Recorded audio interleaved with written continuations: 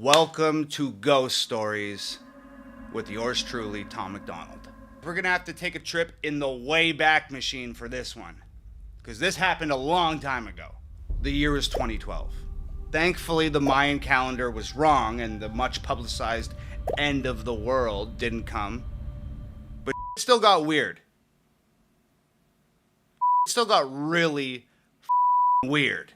This all started with a music video shoot in the small Canadian town, abandoned Canadian town of Tranquil. But it wasn't until after this whole ordeal, it wasn't until after everything that I'm about to tell you, it wasn't until after all of that that we found out that Tranquil is actually one of the most haunted places in North America. Let's start from the beginning. So there was three of us. There was myself, the music video director, and my producer at the time, Olivier. We all piled into a vehicle on a Friday afternoon and started the long drive to a long forgotten corner of the Canadian Pacific Northwest. We were unknowingly embarking on what would turn out to be one of the most terrifying experiences of all of our lives. Aside from a traffic jam on the highway, it was a rather long and uneventful drive. As we drew closer and closer to Tranquil, things gradually became more and more desolate. The cars that we were sharing the highway with gradually disappeared. The streetlights gave way to pine trees, and the tiny communities that just dot the edges of the asphalt were just eventually swallowed up by the suffocating Canadian wilderness. Paved roads turned to gravel, and the gravel roads turned to dirt roads, and the vast forest around us just seemed to entirely close in. And when the paved roads turned to gravel roads and the gravel roads turned to dirt roads, that's when we reached the Iron Gates. Our final destination, Tranquil, had been cut off from the rest of the world for quite some time. Essentially, Tranquil was home to Canadians who had tuberculosis, and at the time, tuberculosis was incurable and highly infectious. Sound familiar? They pretty much shipped everyone in Canada who had tuberculosis. They shipped all of those people to Tranquil, this tiny town in the middle of nowhere, and they shipped them there to, well, die, essentially. Anyway, we didn't know any of that. All we knew was we had to shoot a music video, and this was the perfect place to do it, and we were going to get it done. So there we were in the middle of nowhere. We pulled the car over to the side of the dirt road. We unpacked everything we needed, lights and cameras and bags and outfits and all that stuff. And we cut into the trees to get around the iron gate that was blocking the road, and we were on our way. So after a short hike through the trees, we came up over the top of a hill, and there it was. Just silent and still and forgotten. There was schools and houses and convenience stores and hospitals and libraries and paint chips just peeling off the outside of the exteriors of these buildings, just flapping in the wind. It just seemed like they were just clinging to a time a little less lonely. We had arrived at Tranquil. So we made our way down the hill, and we crossed the train tracks that encircled the town, and there was no signs of life. And when I say no signs of life, I mean nothing. No birds, no coyotes, no bugs, nothing. Nothing like what you would expect of a town encapsulated in a massive forest in the middle of nowhere. So we made our way towards the three dilapidated houses. They were just on the outskirts of town, and they were identical. And they sat all in a row. Same paint, same windows, same doors, same front steps. Each house as perfectly the same as the next. Anyway, as we got closer, you could practically hear these houses moaning from years of being neglected and years without maintenance. It almost felt and sounded like something was stirring around inside them, and to be completely honest, I wasn't entirely sure I wanted to find out what that something was. But it turns out that I didn't have a choice. While I was standing there just sort of lost in thought and just gripped by this almost tangible apprehension about the situation at hand, something emerged from the middle house. 2 teenage kids, and we stopped dead in our tracks. So it was this boy and this girl, and they sort of like bounced toward us across this like sun-bleached pavement, and their demeanor was weird. So they got close enough to us, and I said to the boy, I said, "What are you guys doing here?" And like I said, their demeanor was strange. Well, maybe strange isn't the right word. Their demeanor just did not fit the situation. They were just like smiling and happy, and they seemed like they were excited to see us. And to me, that didn't fit the vibe. So the boy spoke first, and he said, "We're just hanging out, just checking out the abandoned town, and we're filming it with this camcorder." And I was like, "Cool, well, did you see anything weird?" And he said, "Nope, not yet." And then the girl just like interjected, and she was like, "Oh, be careful in the houses. Like, a lot of the floors are rotting, and if you go upstairs, you could fall through, and it's really friggin' dangerous." I don't really remember much else about that conversation. It was maybe like 3 minutes long, and they darted off in the other direction, and we just continued on our way. So we went into the house that our new friends just emerged from, and the girl wasn't lying. There was a massive hole in the ceiling of the living room where it looked like something on the top floor had fallen through and landed in a giant heap of rubble just sitting on the floor in the living room. It was trippy. So the more we explored, the weirder it got. Like, inside the school, there was 3 inches of dust on the desks, and the day's lessons were still scribbled on the chalkboard, and there was pencils and erasers just littered about all the workstations. And if you picked anything up, you'd leave a perfect impression of whatever you picked up on the surface that you picked it up off of. Like, this stuff literally hadn't been touched in years. After roaming through like half a dozen buildings, we had finally made our decision where we were gonna start shooting this music video, and we decided on, of course, the sanatorium. So we were walking down the main street on our way back to the hospital when I noticed something peculiar. Peculiar? When I noticed something up. There was this small white brick building that was just sort of jetting out of the dirt right on the edge of town. And we had a long day of shooting ahead of us, but Tranquil just felt like it was some sort of portal to like an alternate dimension, and we were just so captured by the mystery of this town that like work came second, and we just wanted to explore. So we took off towards that white building. So this building was essentially just like a brick box. It was maybe like 10 feet tall by 20 feet long and 20 feet wide. And it had one of those big metal doors on it. It was like like something that you'd see on a government building. It was that light green color, kind of like sun bleached by the sun. It was missing its doorknobs. I walked over, no windows on this thing, can't see inside. So I walk over to this big green door, and I put my hand inside where the doorknob's supposed to be, and I jerked the door open.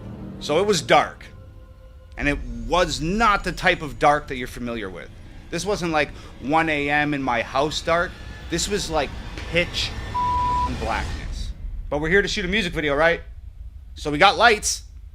So I grab one of the lights, and I turn that motherfucker on. So when I turn the light on, there's nothing in this room. There's no windows, there's no doors, there's nothing on the walls, there's not even flooring, it's just plain concrete. It's as plain and white on the inside as it was on the outside, with the exception of one thing: a staircase going down. I'd be lying if I said we weren't scared, because we were freaked the out, man. But here's the thing about 3 dudes hanging out, is none of these dudes is going to admit to any of the other dudes that they're scared, because that's not what dudes do. So we're all terrified, but nobody's going to admit that they're terrified to anybody else. So in the greatest display of masterfully fabricated machismo in the history of mankind, we go down the stairs. We are so deep in denial and so unwilling to admit that we're afraid in front of another man that we forced ourselves to go down a set of stairs into a black hole inside an abandoned town in the middle of nowhere. And you know what? I could barely comprehend what was at the bottom of those stairs. Medical equipment everywhere. X-ray machines and surgery tables and scalpels and wheelchairs and rolling beds, just everywhere, all covered in dust, untouched for years. So there's 3 walls down here, and there's a doorway on each wall. No door, just a doorway. So I shine the light through the first doorway, long concrete hall. I shine the light through the second doorway, long concrete hall. And then I shine the light through the third doorway, you guessed it, long concrete hall. Still neglecting the sheer terror that's permeating every cell in our bodies, we somehow choose a doorway, walk through it, and start our journey into the abyss. And what we found were just more concrete hallways and more wheelchairs and more rolling beds and more hallways and more doorways and more concrete halls. This was a labyrinth of underground concrete halls. And we decided it was a cool place to shoot a scene for a music video, so we started shooting a music video. I'm not even exaggerating. We probably had that camera turned on for 30 seconds before we had to turn it off because started getting weird. I just remember saying, "Cut the camera." Did you guys hear that? And we all just stood there, just quiet and motionless in the 10-foot section of hallway that our lights would illuminate. And I am not kidding you. Somewhere out there, beyond where our lights could reach, footsteps. I remember my producer, Olivier, just sort of laughing like, "No f***ing way. No f***ing way." We just stood there, frozen with fear. We just stood there and we just listened. And we heard voices. Voices somewhere way out there in that maze of concrete hallways, just echoing through everywhere. And I just said, "Yo, pack up the camera. Let's get the f*** out of here now." As we're packing up to leave, I noticed that just out of our light's reach, I see a door. And it's a big ass metal one. So I squeeze past Olivier and I walk over to the door. It's this giant steel door and it's just flush with the concrete inside this hallway. And I just push it open. It's the basement of a house. I just said, "Yo, shine that light over here." And there's another big metal door 6 feet away. And I walk up to it and I push it open. Basement of a house. And then another door and I push that open and it's a basement of a house. And as we walk out of this labyrinth of concrete hallways, more doors, more basements of more houses. So it was at this point that I realized that this wasn't a regular town. There was something going on here. Something that required every house in town to be accessible by these underground tunnels that all led to a massive underground medical lab. Needless to say, we needed to shoot this music video and get the hell out of there. By the time we found our way out of these underground tunnels and we reached the surface of Tranquille once again, it had gotten dark. And you know what's creepier than an abandoned town in the middle of nowhere with an underground mad scientist lab? A creepy ass abandoned town in the middle of nowhere with an underground mad scientist lab in the dark, son. That being said, the next couple hours went by rather smoothly and we got some cool shots and some cool places. We pretty much got everything we needed and had wrapped up the music video. But this is where the really haunted starts. We finish the shoot, pack up the gear, hike up the hill, sneak through the trees, go around the iron gate and get back to the car. We've escaped Tranquille. Or so we thought. We load everything into the trunk of the car and the director says, "Oh, I'm missing one of my lights. I'm missing a light." And I'm like, "So what, dude? That light. Let's get the out of here. And the director goes, oh, well, it was a $1,200 light. And I said, I don't give a I'm not going back into the creepy abandoned town in the middle of nowhere with the underground mad scientist lab. I'm not going back. And Olivier says, I'm with Tom. I'm not going back either. And the director says, somebody has to go back because I need that light, so let's all play rock, paper, scissors for it. And the loser goes back into the town to get the light. Look, I never liked fucking rock, paper, scissors. I hate that. When there's something that somebody has to do and it's an undesirable task, everybody's always like, let's play rock, paper, scissors. I hate rock, paper, scissors. It's an impossible game to win. I always lose. We agree we'll play rock, paper, scissors. Guess what? I lose. Of course I lose. But I'm not going back. I'm not going back. I'm acting like a child, and Olivier has always been the more mature of our sort of duo. So he stands up, and he's just sick of listening to us and complain, and he goes, you know what? I will go back. I'll go back and get the light. Where is it? And the director says, it's in the sanatorium. Of course it's in the sanatorium. Where else would it be? Where else would the lost light be than the most haunted possible place in this abandoned town? It wouldn't make any sense for it to be anywhere else. Olivier goes, okay, cool, I'll go get the light. And with that, Olivier just turns and walks into the darkness. I turn to the director and I'm just like, dude, give me a flashlight. You gotta understand, Olivier isn't just my producer at this point. He's my best friend. And I cannot in good conscience let my best friend wander back into an abandoned town to get somebody else's light by himself. I just can't do it. So I run to catch up with him. So I reach him and I'm like, I got us a flashlight. And Olivier turns and looks at me and he doesn't say anything. He just smiles, like a full teeth grin, like one of those smiles that somebody makes when they're terrified or when they're fully aware that they're making a very poor decision and they're about to do something really stupid. Through the forest, around the fence, up the hill, down into the valley, we are back in Tranquil. It's pitch black now and I'm carrying this little rinky-dinky ass flashlight and we're just navigating through the town and we're on the way back to the sanatorium. I ask Olivier, where do you have any idea where we put this light? Olivier says, yeah, it's in the big main room.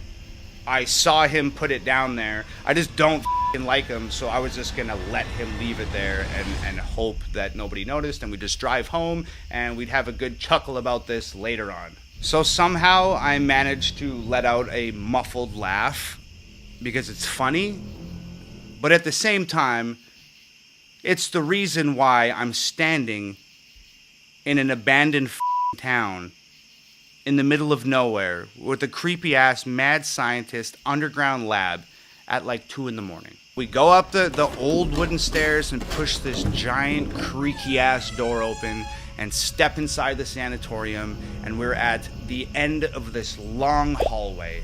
And at the end of that long hallway, there's a giant, big, massive open room, and that's where the light is. So we start walking down this hallway, and there's doorways lining this hallway, and they're all the padded rooms that crazy people would hang out in. We get into the big main room, and as we enter this big main room, I shine the flashlight up on the wall, and just like this perfect, massive piece of art up on the wall, it is painted, "Please burn me down."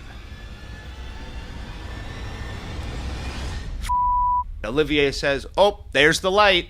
Walks over, picks the light up, and now that we have this all-important light in our possession, we turn and start walking back down that hallway towards the main door. Now, what happens next is probably the most horrendous thing that I've ever witnessed in my life, and I'm sure Olivier would say the same thing. In fact, I might actually call him and get his account for this video, but what happens next is the single most horrendous thing that I've ever witnessed in my life. So like I said, the hallway is lined with doors on both sides, right? And they're like holding cells, or they're like padded rooms or something. You know the ones? Yeah, you know the ones. Now, I'm not exactly sure how to explain this. You know that feeling you get when somebody is watching you? Or you know when you see something out of the corner of your eye and you quickly turn your head and there's nothing there? Or you feel the hair raise up on the back of your neck like someone's standing behind you, but by the time you spin around to face it, it's gone? Okay, that happened to both of us at the exact same time. Except something was watching us. And that thing in the corner of your eye that you don't expect to see when you look, we saw it.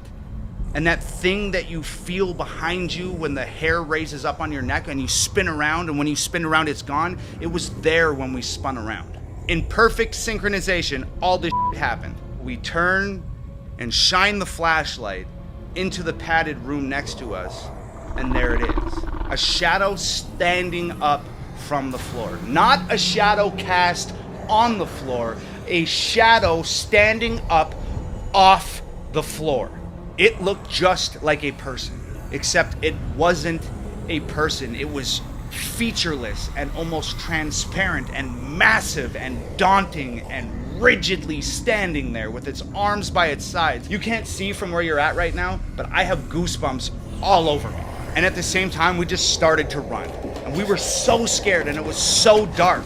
We were just like two frantic animals running from a predator. It was like some sort of primal survival instinct had taken over, and we were just absolutely frantic, and we were falling over each other and tripping over rubble and tripping over pieces of fallen wall and ladders and all of this stuff that we can't see in the dark. And somehow we made it to the front door. We kicked that motherfucker open and ran out into the middle of the street. And we didn't stop running.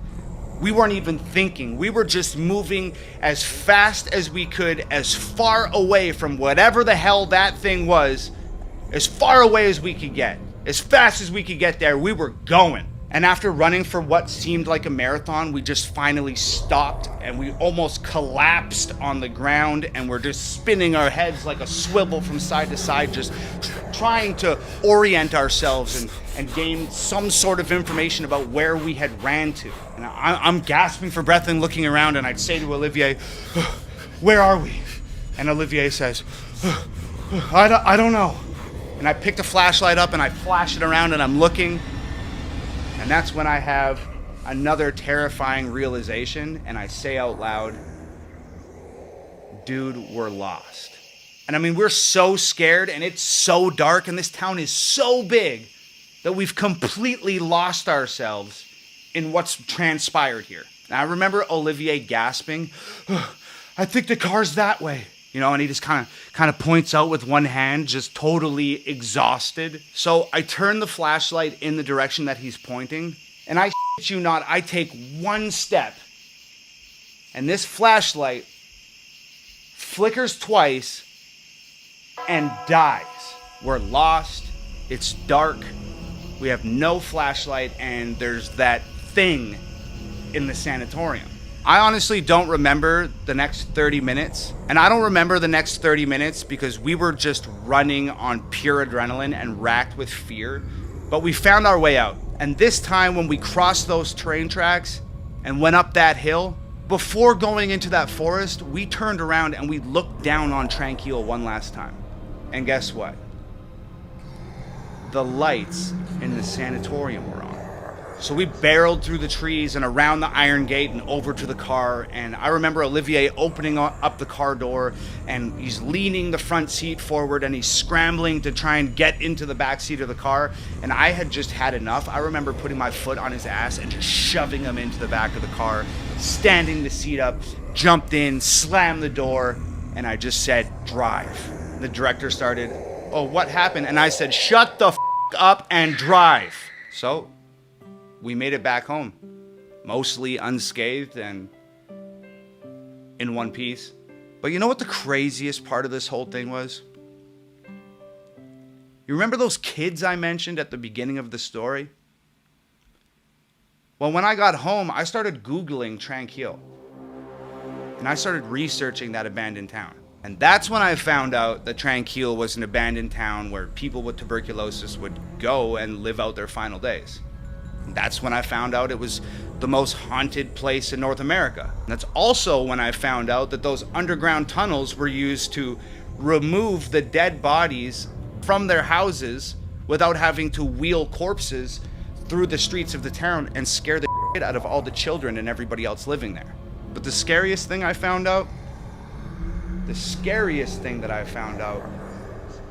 was that 10 years prior to our experience in Tranquil, 2 kids went out there ghost hunting. And they fell through the floor in one of the houses and died. A boy and a girl.